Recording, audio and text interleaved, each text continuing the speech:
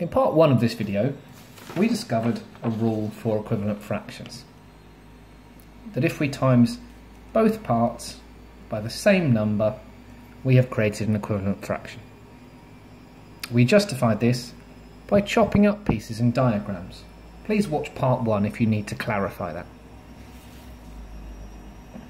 Here are some examples of our rule of use and then the words to go with it. These two fractions are equivalent. They are equivalent, and here is how we would justify it numerically. These two fractions are equivalent.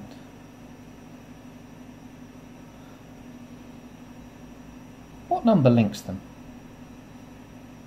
Well done.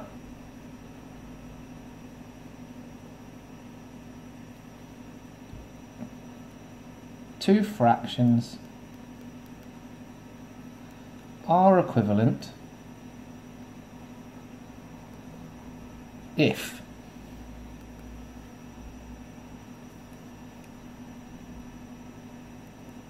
the numerator and denominator have both been multiplied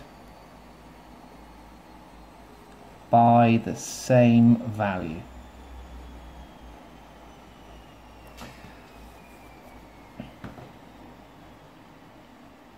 So let's look at some fractions.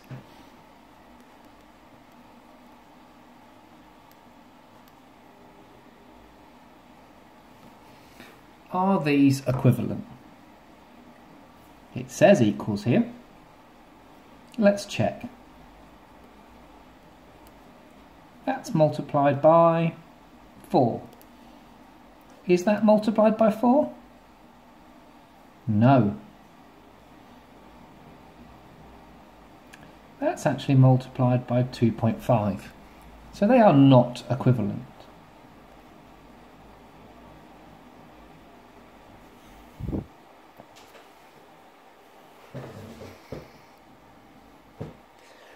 Let's try another one.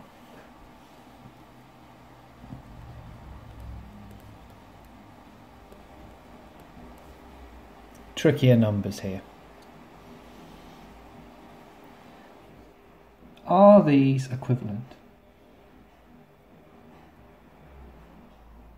Well, the numerator has been multiplied by 9 and the denominator has been multiplied by 9.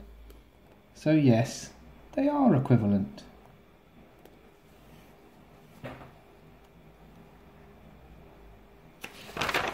Let's try and use this to solve a problem.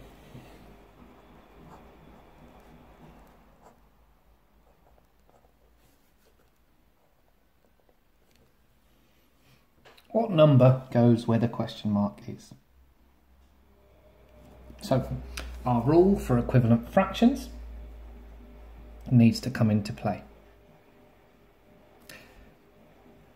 What the numerator is multiplied by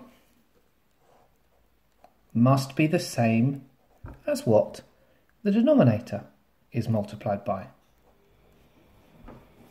Can you work out what the denominator is multiplied by in this case? Good. It's 6. If you're unsure, you could write out your 5 times tables until you get to 30. 1, 2, 3, 4, 5, 6. Now, I've got to ensure that the top, the numerator, is also multiplied by 6. So 3 times 6.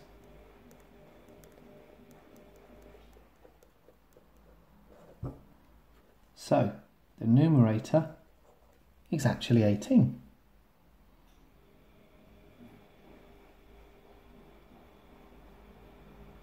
Now, we're doing well so far,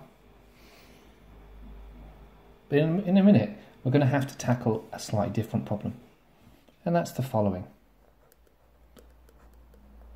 This time we've been given both of the large values.